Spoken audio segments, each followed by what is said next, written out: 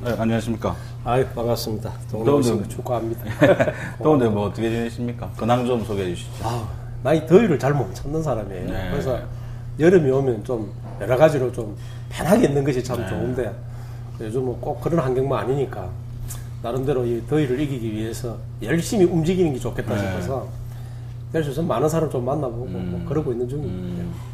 최근에 뭐 시당위원장 지난달에 이제 임기 1년 끝나서 그만두시고 새로 뭐 중요 당직을 하나 맡으셨다고 얘기를 들었는데 어떤 당직인지 좀 소개해 주시죠. 시당위원장 그만두고 나서 중앙당의 그 특보단장이라는 자리를 맡았습니다. 특보단장. 예, 이 자리는 특임장관이 하던 역할의 상당 부분을 좀 해야 되는 일이 있기 때문에 사실 업무가 좀 많습니다. 최근에는 당청 간의 어떤 사안에 따라서 의견을 조율하고 좀 그런 심부름을 하는 자리이기 때문에 폰은 나지는 않지만 상당히 바쁜 자리고. 네.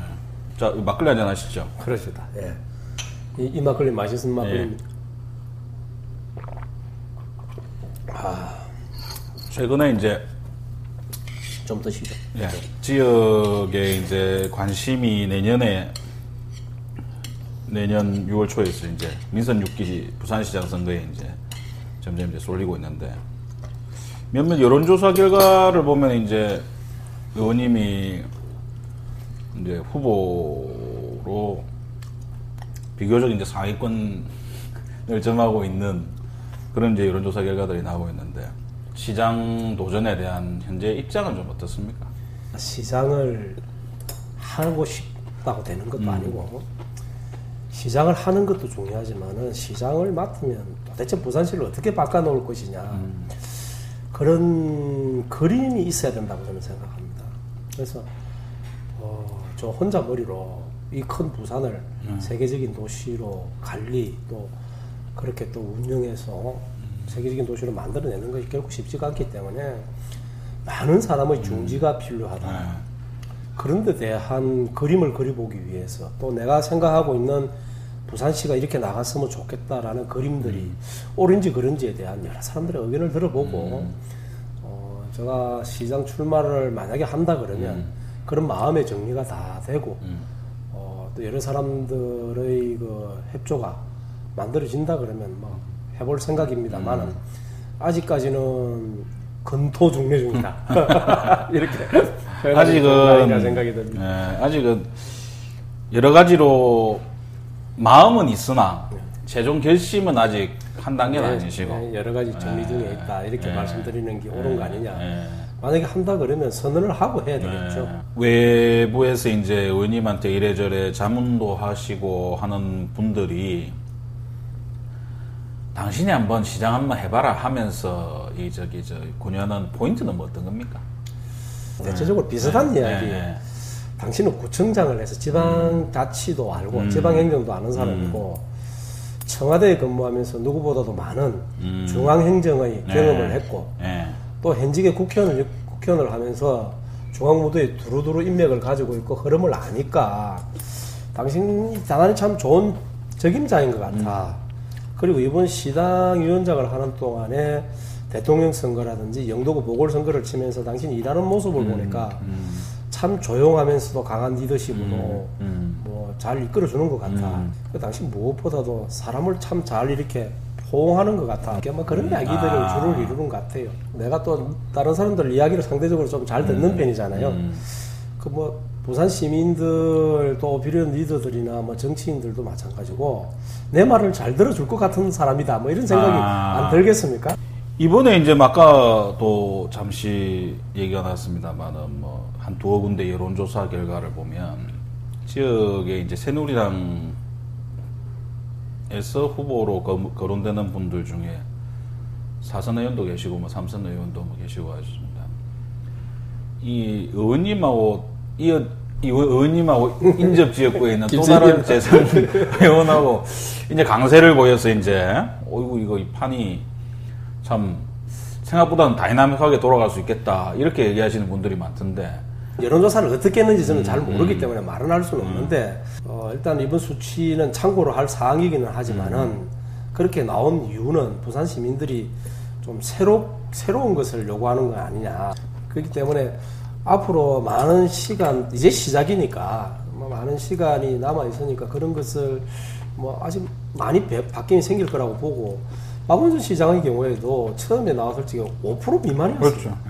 예. 그런 것들을 본다 그러면 판이 어떻게 바뀌냐에 따라서 민심도 바뀔 수가 있기 때문에 조금 참고할 정도의 사항이다.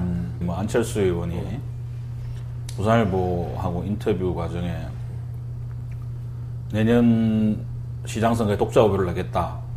그리고 그를 위해서 대학 총장, 전직 관료, 그리고 정당 시스템에 맡겨서 뜻을 펴지 못한 분들을 접촉하고 있다. 이렇게 말해서 지금 부산에 이제 지금 여러분들이 지금 마음이 설레고 있다는 얘기가 있는데. 부산뿐만 아니고 전국에 네. 그런 생각을 가지고 사람들을 접촉하고 있고 또 후보를 어떤 사람은 뭐 벌써 만들어졌다라는 설이 나오는 이유 중에 하나가 그분은 다음 대선에 네. 정치적 목적을 가지고 계신 분이기 때문에 그렇죠. 이번 지난 18대 대선에서 세가 없어서 안 된다라는 빼저린 아픔을 맛본 사람이기 때문에 다음을 위해서 새를 만들어야 되겠는데 또 이번 지방자치 선거를 통해서 광역 뭐 기초 할 것 없이 새를 만들 수 있다면 절호의 기회입니다. 그렇죠. 본인이 직접 선거를 하는 것이 아니고 네, 뒤에서 네. 리모트 컨트롤을 네, 해야 되기 때문에 네. 참 좋은 기회라고. 막판에 뭐 늘 하던 식으로 또 야합을 해서 뭐 야당하고 후보 단일화 하는지는 모르겠지만은 지금으로서는 민주당에게 기선을 제압하기 위해서라도 처져 있는 부분을 좀 채워서 동등하게 가기 위해서는 그와 같은 액션을 할 수밖에 없을 것이다라고 저는 보기 때문에 정치적 목적으로 그런 일을 하지 않겠느냐 뭐 그렇게 봐집니다. 기초단체장 정당 공천 배제 문제 가지고 새누리당에서도 막 이견이 이제 좀 아직도 만만치 않은 모양이에요. 기초의원 선거 같은 경우는 사실은 없어도 되겠다라는 생각을 오래전부터 가지고 있었어요. 기초의원은 그 주소자치당처장 부분도 하면 같이 묶어서 가야 되고 어떻게 될런지 뭐 앞으로 흐름을 좀 봐야 되겠습니다만은 법을 이번 정개특위에서 법을 좀 만들어야 되지 않겠냐라고 보고요. 그 이슈는 여성 국회의원들이 절대 반대를 하고 있습니다. 여성의 진출을 막고 있다. 또 하나는 또 이제 군소정당의 진출을 막고 있다. 그래서 심상정 의원을 비롯해서 그런 정의당이나 통합진보당 같은 데서는 이거는 거대 정당들의 행포다 뭐 이러고 있는 중이니까 그래서 그런 작은 정당들 여성 국회의원들의 반발을 해소할 수 있는 어떤 좋은 묘안을 만들어내야만이 이 무난하게 갈 수 있을 것 같아. 그렇지 않으면 개개인적으로 의견 표출들을 막 하기 시작하면 국회 내에서 상당히 논란이 일어날 가능성이 있기 때문에 이 부분에 대해서 우리 당에서도 굉장히 걱정을 하고 있습니다. 역대 이제 그런 선거법을 만들 적인 여야 완벽한 합의에서 하고 개인적으로 그런 안을 제출해도 그건 국회에서 양당 원내대표가 그것을 국회 상정을 못하도록 막았단 말이에요. 만약에 소수 정당이나 여성 의원들이 반대를 해가지고 반대 의견을 올렸을 경우에 표결 처리를 한다면 어떤 결과가 날는지에 대해서도 상당히 두고 봐야 될 일이기 때문에 지금 현재 분위기는 제도를 개선할 수 있는 분위기 쪽으로 접어들고 있다 이렇게 표현하는 게 맞겠죠. 네. 아, 의원님 굉장히 좀 신중하신 입장이네요, 그죠? 신중하다기보다는 나는 두 개를 그렇게 가는 게 맞다고. 네. 이제 허남식 시장 내년 임기 마치면은 이제 딱 10년 재임을 하고 이제 삼선 다 하고 이제 물러날 텐데 뭐 평가가 다양하지 않습니까? 뭐 다이나믹하게 몰락하는 시기였다라고 얘기하는 분도 있고 또 어떤 면에서는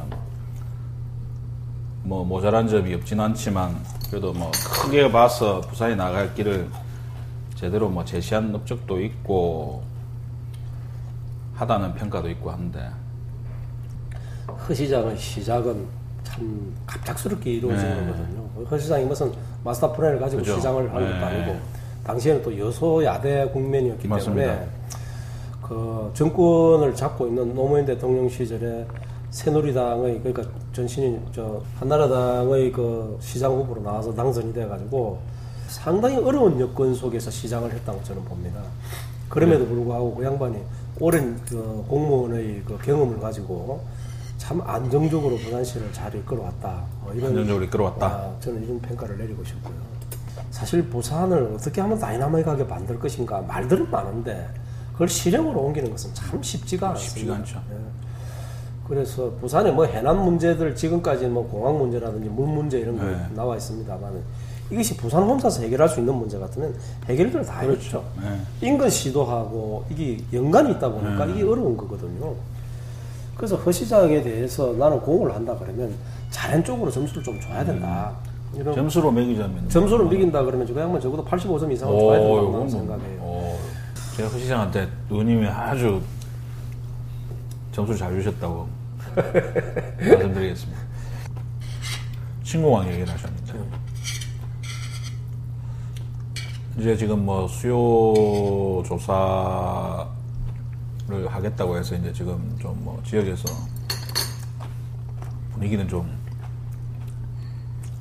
차분해진 상황인데 지역에서는 이제 뭐 가덕도로 거의 이제 뭐 기정사실화하고 있는 상황인데 박 대통령 옆에서 박 대통령인데 후보 시절에 그렇죠. 후보 그 이전 시절에도 이 문제를 가지고 이명박 정부가 안 한다는 쪽으로 갈 때 후보에게 왜 신공항이 필요한지에 대해서 참 적극적으로 설명을 드렸고 후보가 되고 나서도 이 문제에 대해서 참 많은 이야기를 했습니다. 부산 의원들하고 같이 뭐 저녁을 먹을 적에도 그런 이야기가 있었습니다만은 왜 부산 가까이 이런 공항이 필요한지에 대해서는 충분히 인지를 하셨고 그러면 이게 부산이냐 밀양이냐를 가지고 논쟁을 했을 적에 저는 기술적인 부분이나 이 평가를 한 내용들을 보면 확연하게 드러난다고 봅니다.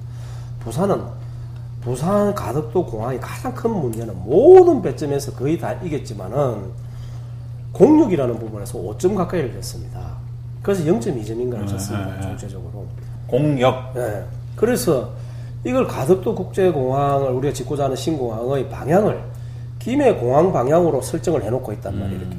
그러니까 이 공력 문제가 발생을 하는 거예요. 그런데 이것을 조금 턴다든지 방향 설정을 다르게 하게 되면 공력 문제는 전혀 생길 수가 없는 입지적 조건을 만들 수 있다고 봐요. 그리고 세계적인 추세가 이 바닷가에 가야 된다. 산을 깎아가지고 한다는 이야기는 이거는 발전성이 없는 거예요. 그리고 환경 문제도 당연히 따져야 되고 그리고 소음 문제 때문에 생길 수 있는 일들이 너무 많아요. 그리고 그쪽에는 지역 주민들까지 반대를 하고 있지 않습니까? 그래서 여러 가지 조건을 설명하고 나니까 박 대통령이 이렇게 이야기를 하셨어요. 그러면 갈 데가 그거밖에 없잖아요. 그럼 대통령 후보께서 그럼 선언을 좀 해주십시오. 이렇게 이제 우리가 이야기를 했죠. 우리가 그랬죠. 공정하게만 이거 조사해주면 우리가 이깁니다. 공정하게 조사만 하면. 우리가 이제 이렇게 이야기를 하니까 그러면 좋습니다. 내가 객관적으로 외국 전문가들 모셔다가 정치적 입김 하나도 들어가지 않도록 해서 객관적인 조사를 하면 그럼 그거 가겠네요. 사실 대통령이 이렇게 이야기를 하셨단 말이에요. 그래서 우리가 당연하게 그런 정치적 입김을 배제하고 이걸 해주십시오라고 요구를 한 거예요. 그러고 대통령이 그동안에 쭉 하신 말씀들을 종합해보면 그 양반이 한번 약속을 한번 하는 그렇죠. 사람이에요. 저는 가덕도 국제공항을 만드는 일은 뭐 필연적인 숙제라고 생각하고 저는 꼭 될 수 있다고 생각하고 있습니다. 그 될 수 있다는 거는 어쨌든 그 박근혜 정부 임기 내에 입지가 그렇게 결정이 되고 착공까지는 아마 충분히 가능하다는. 착공까지는 잘 모르겠습니다만 입지 결정은 2026년에 공항을 착공한다는 거 아닙니까? 완공한다는 거 네. 아닙니까? 공항을 공사하는데 적어도 6, 7년 정도 걸린대요, 최소한. 그러니까 입지하고 설계하고 뭐 이런 작업을 하다 보면 아니 할지는 모르겠지만 입지 결정만이라도 하면 좋죠. 그렇죠. 여러 사람들이 시장 후보로서 의원님을 바라보면서 이제 제일 관심을 가지는 부분은 당신이 시장하면은 도대체 뭘 좀 어떻게 해서 부산 발전을 위해서 이렇게 할 거냐 이 부분 아니겠습니까, 그죠? 뭐 세세한 뭐 정책이나 공약은 아직 시간이 많이 남고 많이 다담아야 되겠지만은 그래도 뭐 패러다임 이런 거는 있을 거 아닙니까? 뭐 예를 들면 뭐 이진복표 시정은 요체는 요거다. 핵심은 요거다. 지금 그것이 있다 한들 지금 이야기하면 되겠습니까? 전술 전략적으로도 말이 안 될 뿐만 아니고 사실은 그렇게 모든 시민들에게 무릎을 탁 치고 옳거니 할 만한 것이 있었다면 역대 시장이 다 했을 거예요. 그 말씀이 맞습니다. 어느 날 갑자기 부산이 서울보다도 갑자기 큰 도시가 되고 세계 초인류 도시가 될 것이다. 그건 우리의 희망사항일 뿐입니다. 꿈에나 나올 법 아니에요. 냉정하면서도 정말 지금보다도 부산을 더 나쁜 상황으로 몰고 가지 않고 장기적으로 부산을 발전시킬 플랜이 뭔지에 대해서 고민을 합니다. 그런 부분에 대해서는 역시 부산은 바다를 끼고 있는 도시입니다. 그리고 대한민국의 관문입니다. 이런 기존의 지형적인 조건과 우리가 가지고 있는 환경을 10분 발휘해서 부산을 세계적인 도시로 만들어내야 된다고 생각합니다. 자연스러우면서 그것을 만들어갈 수 있는 그런 부산을 만들어야 된다. 저는 생각하고 있습니다. 대표적인 예로 부산이 이제 항만, 물류, 뭐 이런 쪽에 굉장히 강세를 보이고 있습니다. 부산의 GNP 조사를 하는 과정 중에 제가 우연찮게 아는 이야기입니다만, 항만 물류를 통해서 우리 GNP가 약 24% 정도를 점유하고 있어요. 굉장히 큰 거예요. 24%. 네. 그럼에도 불구하고 우리는 그런 것의 중요성을 사실 좀 잊고 있는 거예요. 부산항이 가지고 있는 여러 가지 잠재적 능력을 많이 좀 해요. 그리고 부산에 기업하기 좋은 환경을 만들겠다 해놓고 실질적으로 기업하기 좋은 환경이 그렇게 많지가 않습니다. 기업을 하는 사람들이 가장 큰 애로가 뭔지 압니까? 첫 번째, 초기 투자비가 너무 많이 든다는 겁니다. 초기 투자비가? 부산에 오면 땅값이 너무 비싸니까 땅값 비싸죠. 너무 초기 투자비가 많이 든다는 겁니다. 그리고 각종 혜택 같은 것도 잘 안 주고 하기 때문에 말은 기업하기 좋은 회사, 좋은 하기도 모르겠지만은 특별한 강점을 보일 만한 것이 없다. 어떻게 하면 부산에 많은 사람이 돌아오게 할 것이냐. 제일 중요한 것은 일자리 문제하고 그런 인프라들을 만들어내는 거라면, 지금은 공장을 많이 짓는 것도 굉장히 중요하지만은 저는 공장 그것도 중요하지만 더 중요한 것은 일자리 만드는 서비스도 굉장히 중요합니다. 우리나라는 다행스럽게 지형적으로 중국이라는 엄청난 인구를 가지고 있는 국가 바로 옆에 붙어 있습니다. 중국 사람들이 지금 우리나라에 많은 관광객이 온다지만 연간 100만에서 200만 사이를 넘지 못하고 있습니다. 그러면 수도 없이 많은 사람들이 여행을 오기 위해서 준비를 하고 있는 좋은 고객들이 있다는 이야기입니다. 그렇죠. 이런 사람들이 부산에 와서 돈을 쓸 수 있도록 만들 수 있다 그러면 일자리뿐만 아니고 관광이다, 그죠? 많은 것이 좋아질 거라고 봅니다. 관광, 서비스 업종 이런 쪽으로 저희들은 굉장히 신경을 쓰는 것이 옳다라고 봅니다. 컨벤션도 있고. 예? 그럼 부산이 그러면 볼거리가 뭐 있고 와서 소비할 게 뭐 있느냐라는 부분에 대해서는 우리가 정말 많은 사람들이 지혜를 모아야 된다고 생각합니다. 그런 모든 부분들에 대한 그림들이 만들어지기 시작한다 그러면 부산을 어떻게 만들 것이냐, 그 답이 나와 있어요. 근데 그 답을 실행해야 되는 능력, 그리고 좀 더 많은 아이디어들을 그 속에 받아들이는 이런 포용성, 이런 것들이 나는 부산을 발전시킬 수 있다고 생각합니다. 방향은 알고 있어도 돼. 그거를 얼마나 이제 실제적으로 일이 될 수 있게 이제 정치력과 리더십을 발휘할 수 있느냐, 없느냐. 그리고 많은 사람들 지혜를 거기에다가 끌어낼 수 있느냐, 없느냐.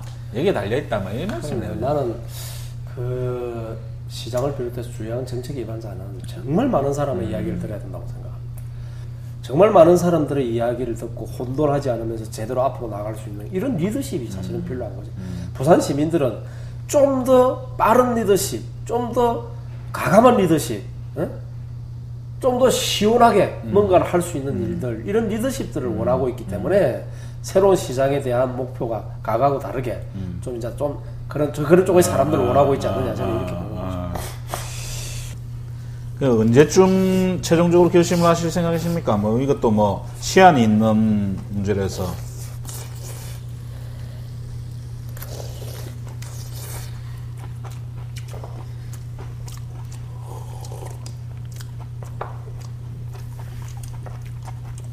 많이 서두를 일은 아니고요. 네. 준비를 많이 한다고 선거를 이긴다 그러면 많이 일찌감치 해야 되겠죠. 그러나 이런 선거일수록 타건하게 생각하고 준비하고 마음의 정리를 하는 시간이 오래 걸려서 그렇지 실질적으로 출발 선언을 하는 시간은 그렇게 많은 기간이 필요가 있는 것이 아닙니다. 뭐 시민이나 언론에서 네. 좀 답답해 할 거니까 적어도 연말 이전에는 그런 이야기들을 다 정리해서 해주는 것이 맞겠죠. 해를 넘겨서 한다는 것은 좀 안 맞다고 저는 봅니다. 그렇죠.